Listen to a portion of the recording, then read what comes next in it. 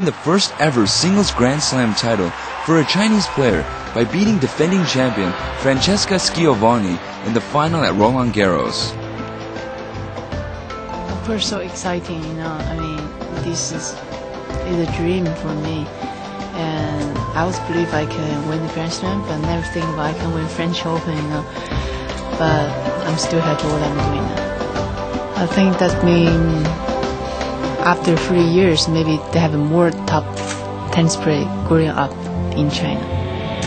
Even the Whiplist.com, a US-based website specializing in celebrity ranking, praised Li as a very charming star. Li's humorous banter and athletic prowess has won her notice on and off the tennis court, and her dedicated fan base has given her the nickname International Na. Li started playing tennis in 1988 at the age of 6. She went pro in 1999.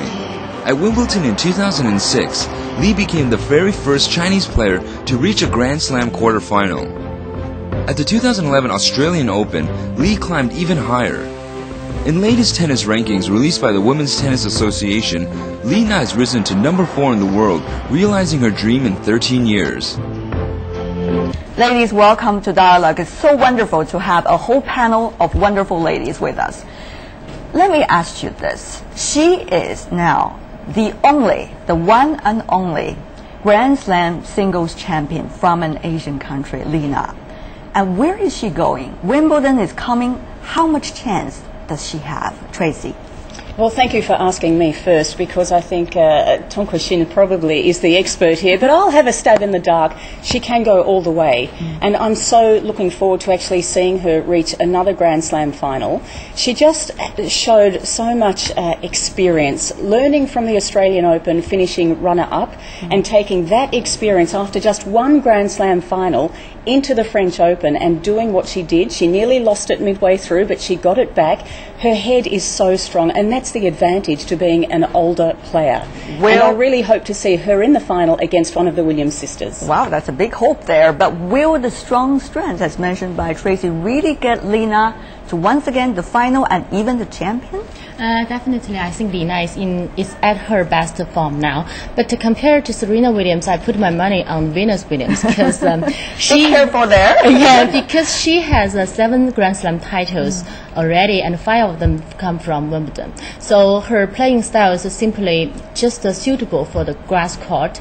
And besides the Williams sisters, there are a lot of players who at the good form as well, such as Caroline Wozniacki and Zvonareva, Victoria Kvitova. I think when against Li Na, they both have at least an equal chance to win the Wimbledon title. All right, that certainly is debatable who is likely to have the luckiest chance. But the other thing I think is increasingly debated is, what is the reason behind Li Na's success? I mean, just all of a sudden it seems this Chinese girl, 29 years old, have a little tattoo, happy-spirited, just won the grand title.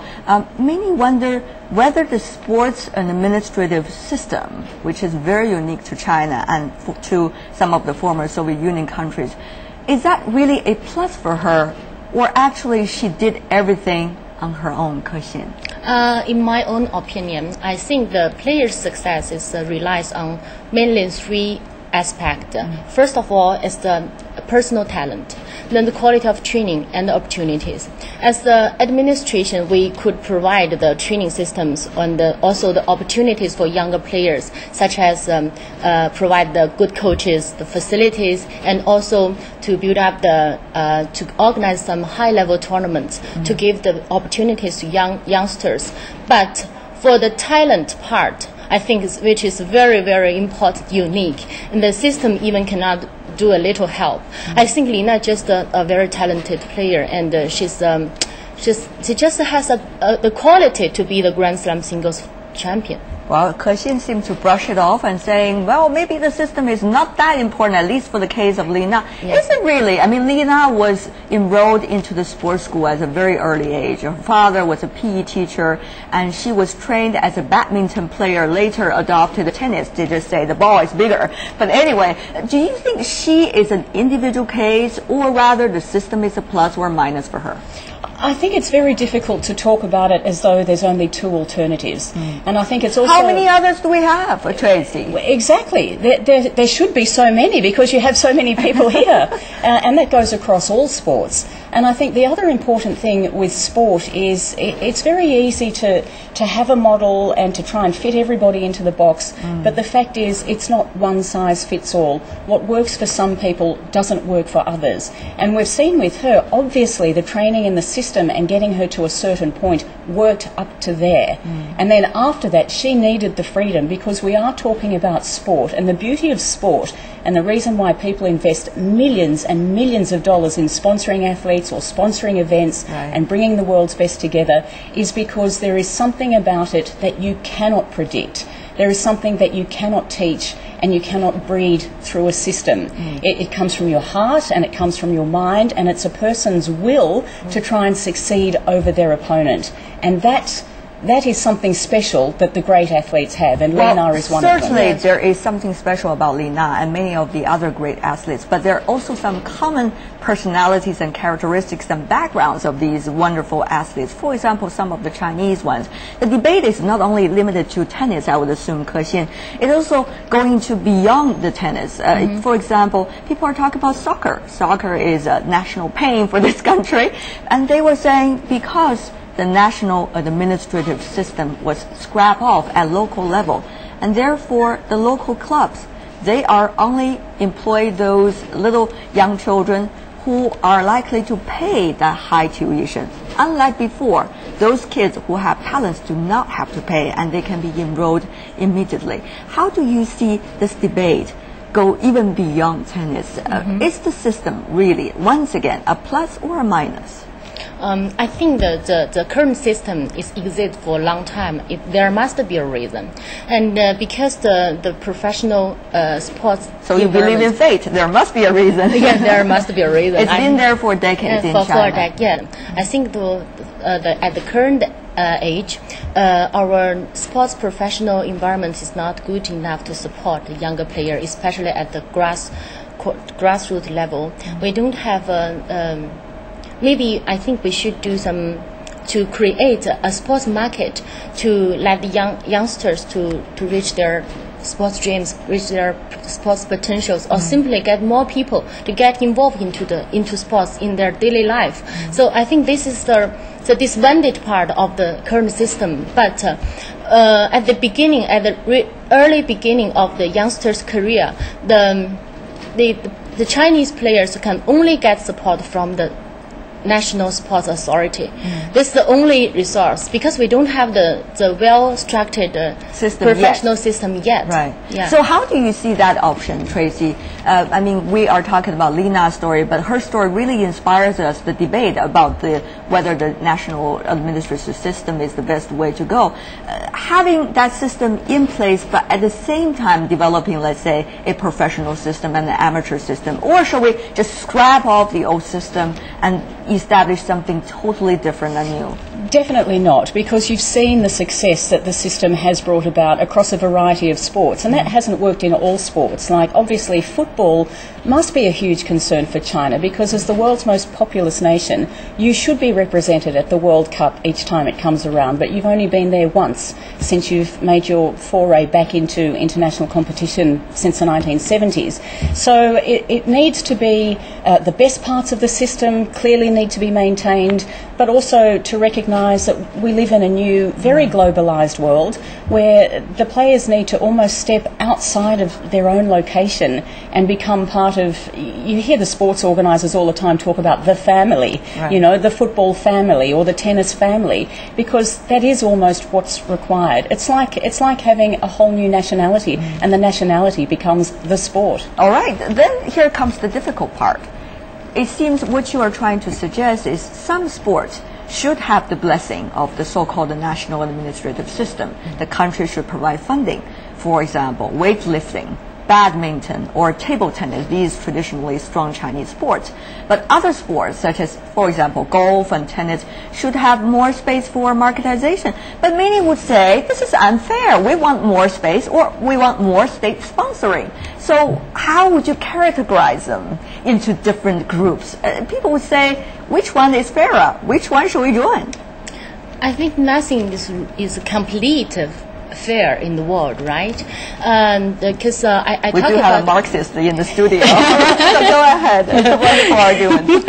Actually, I think the old system, which we have now, has advantages, such as it allows our state, our country, to organize, to balance all the sources to nearly all kind of Olympic events, and to provide financial and facility support to success.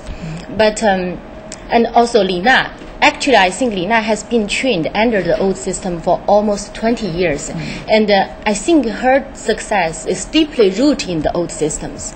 So maybe starting from 2008, flying alone system is a sort of reform of the system. Maybe for Li Na's case, it's very special. It's just the right thing happened at the right time.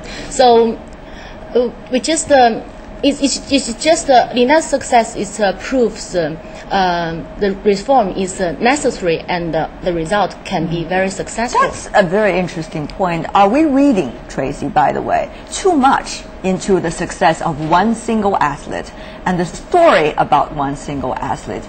Are we discussing too much about the system, but actually it's just one case of one girl who achieved her success out of many reasons? No, I don't think so, because she is at the pinnacle of everything that has come before, and so that's why it's always important to look at stars like that, or like you said in the beginning, she suddenly just popped out of nowhere. Well, no.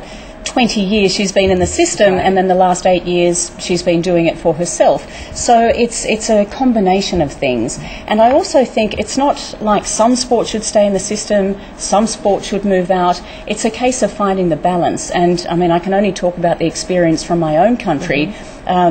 We achieved Australia way and above beyond what we should per head of population, but we do it in sports like swimming, which has a very heavy government contribution, because swimming doesn't enjoy the same financial and marketing rewards as other sports, whereas the football codes, they have a way of developing other financial systems to put money into the game. They sell tickets, they have massive stadiums, they have a weekly profile where people can come and spend money, and so therefore they get less of the government money. So there's a balancing act that can be made fair and equally for all, depending on the sport and the marketplace for it. Yes, let's go back to the main topic. Today we're talking about tennis. Actually, as everybody knows, tennis is very expensive sport and very high costing sport. I don't think much Chinese family can afford it, especially at the youngest career's beginning. So at the beginning of every young players, they really need the help from the government, I think. So I think the old system still has the very useful and the efficiency side. But at the same time, we've seen arguments already from some of the traditionally strong Chinese sports. Yes. Some of the representatives of those sports categories are saying, well, this is just one-time success for one player for tennis, so let's not to read too much of it. We have been very strong over the past decade. So how do you see the competitions as a result of the national administrative system among different sports categories? And what does it mean eventually, the market success, let's say, about Li Na for these sports? Ke-Xin. I think it's very easy to understand, because this is completely new things in Chinese history. That's why it's not easy to understand. I think people just, there were a lot of comments and opinions on this topic. I think it's easy to understand. Even inside the system, there's two parties. They have different opinions to debate with each other. But I think one thing in common, and which both sides can understood, they're just sharing a common sense. It's there must be some area that we should to improve. So the reform, and also as I have said before, Li Na's success just proves the reform is necessary and can be successful. All right. Well, we are already interpreting it to a certain distance, but there are some people who are doing even more. They are saying whether Li Na's success is a proof of China's soft power. Is it really? We are going to discuss that and many more interesting questions right after this break. We'll be right back. A new hub on the Eurasian Continental Bridge, Huanghua Port, Hebei. Beautiful landscape rivaled by none. Guilin, my home, heaven on earth. New shipping hub in Northeast Asia. Reaching the world from Northeast China. Port of Dandong.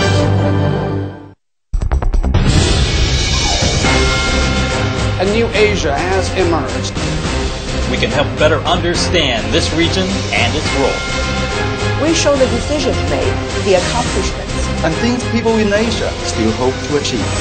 Not only that, we offer a wide mix of world news. From business and politics to culture, entertainment, and sport. The correspondents around the world working to present news from a different perspective. So there's no private way. We can be at the source where things are happening. And viewers can judge for themselves. The world is more integrated than ever. How well we go forward depends on how well we know each other. CCTV News, your link to Asia. Asian perspectives and insights. The multiple Asian agendas. Headlining whatever Asia has a stake in. And for a better understanding of the emerging continent, past and present. Asia Today is your trusted link to the continent.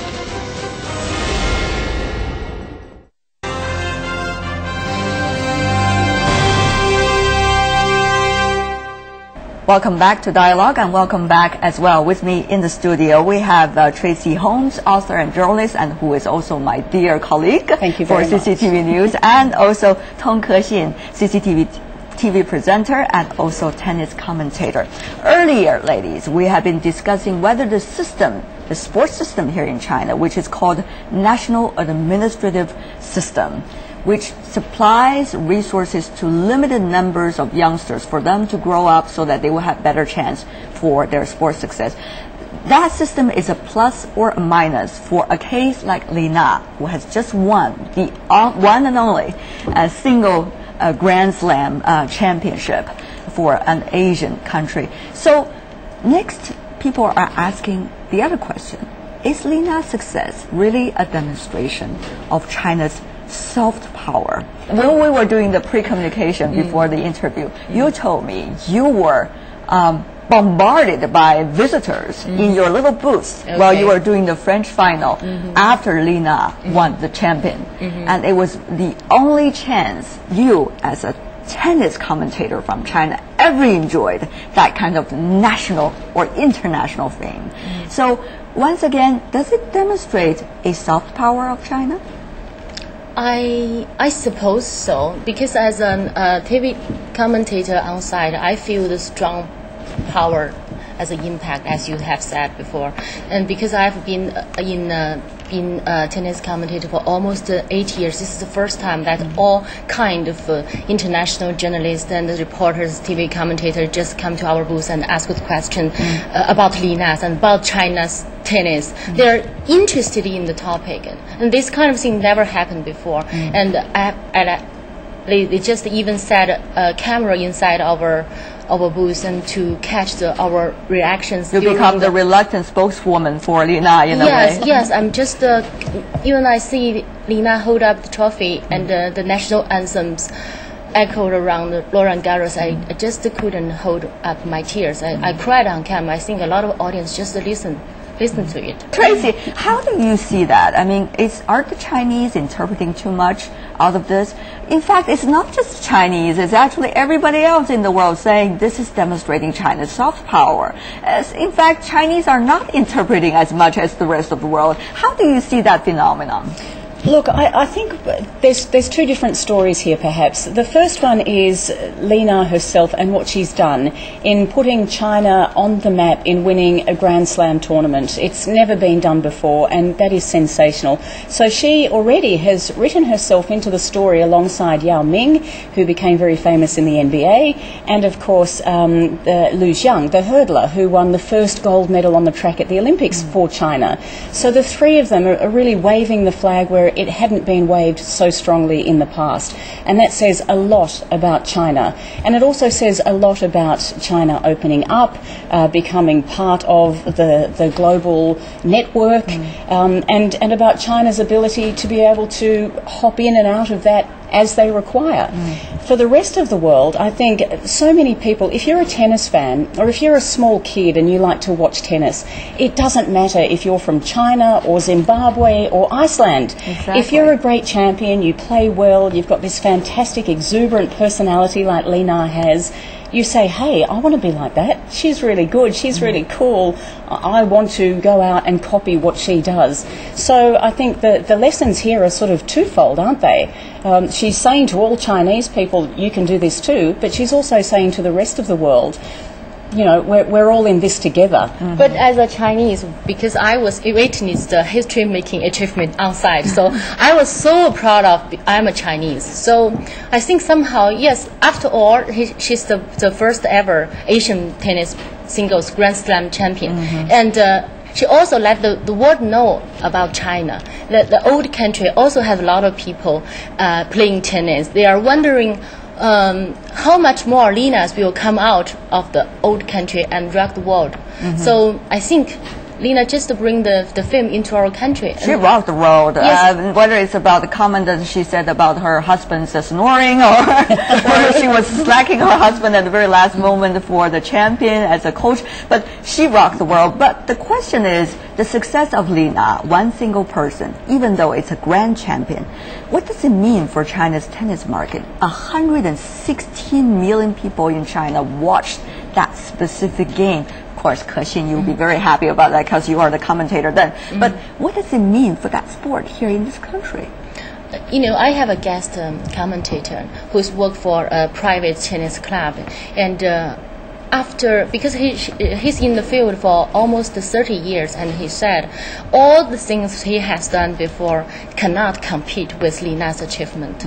It definitely will boost China's tennis development. It's definitely, for sure. But it can be a roller coaster, though, Tracy. I mean, Li Na is doing very well at the French Open, but her fate might be unpredictable for other grand champions. So what if, I mean, I wouldn't ask that question, I didn't dare, but what if? So is that popularity of the sport really depend on the fate of one individual? Isn't that sad? Well, it is sad if that's the case, but you would hope that is not the case. I really most hope definitely. it's not the case. Yeah. And I know also, like with Liu Zhang in the Olympics, when he won his gold medal, and then all the pressure was on him at the Beijing Olympic Games, and he couldn't run, he couldn't hurdle because he was injured, and how tragic that was for the entire nation. I mean, I think this is where the understanding of sport is so important. It's each day is so different, and you can be right on target one day, and the next day you just fall flat. But it's important to be there to pick those people up, because obviously if they can do it once, they can do it again. But I think Li Na's rise to becoming a Grand Slam champion has happened at the very same time that the WTA, the World Tennis Association, had already identified China and Greater Asia as the last market that they still had to conquer. And so all of a sudden, I think they're sitting back and, you know, doing this because it just seems so perfectly timed, because that is exactly what they needed. And I think you might see a lot of children already. I'd like to know the numbers for the last 2 weeks, the number of kids that have said to their parents, I don't want to do table tennis anymore, I don't want to do football anymore, I want to pick up a tennis racket. Just think how inspiring it might be. Many kids might be sitting together with their parents watching that specific game, and that will be their first tennis game and will be their very first game to pay the foundation for their future career. But let's go back to what we have been saying. China needs a star like Li Na, definitely. And China's economic development has much exceeded the level of sports development, it seems. And therefore, Chinese companies need international stars, Chinese stars with international influence, such as Li Na. But once again, how much a market will there be? How important is the market for a sport such as tennis, which is still not quite well developed in China? I think if you have Li Na, you have everything at this moment. Oh, all right, that's a wonderful point. But I think as Li Na, as a special case, Li Na is almost 30 years. Maybe the global famous company will think about it as a very, very important element. So, but definitely Li Na, maybe in her future, she only can have one Grand Slam, but it's still a milestone. It's still have boosted the market already. So I think it's still. We'll wait and see. Ke-Xin is trying to say, don't worry, she's already got her day, and that has already made China a very popular destination for tennis. Ke-Xin, I really like you, but I have to disagree. Are you okay? She's going to win. Oh my She's God. going to win many more than one Grand Slam championship. I really hope, and I really believe she can do it. And I think even. Yeah. Okay. So we agree. Okay. And your point is? Well, the point is she represents something very important to this country at the moment, but that will last a very long time. And she has such a great group of people around her, and I think that's the other important factor. She didn't step out of the system and do it all by herself. She's got a remarkable coach at the moment. Her husband has been fantastic, not only because he also came from the system and he understands it perfectly, and he also understands the demands that she's under, and he can manage some of those pressures for her. She also has the world's biggest sports management company looking after her. So she has a very vibrant, dynamic, experienced team around her, and they are going to help her. And if China can tap into that, what it means for China, well, you can measure it like this: it will just keep increasing exponentially. And now what we have to do is to expect the Wimbledon and wish the best luck for Li Na. But how is she likely to do finally before we go? Wimbledon. Actually, she just lost in the second round in Eastbourne, and I think because there's a very short time between the short break between the French Open and Wimbledon, it's a change from clay court to grass court. So players need to adapt their playing style a little bit. So, but I think Li Na is a very clever girl, and she's knowing what is the most important thing for her. And she just disappeared right after she lifted the trophy. Everybody just cannot contact her, and she sent me a message when she got into German, and said we will have an interview after the Wimbledon. So I think she knows what's the priority for her now. So she's very professional. I mean, in this. Your opinion here, Li Na? I think she has everything that it takes to get to the final, and then I think when she gets to the final, it's going to become a battle of the wills, depending on who her opponent is. But she has the ability to win that battle as well. She's very focused now. All right, here's what she said. She said, I hope I can go far, but I'm just trying to do my best. End of quote. Thank you very much. Tracy Hong and Tong Ke-Xin, thank you for coming over to our program. And thank you for watching. I'm Tian Wei in Beijing. Bye for now, and good luck, Li Na.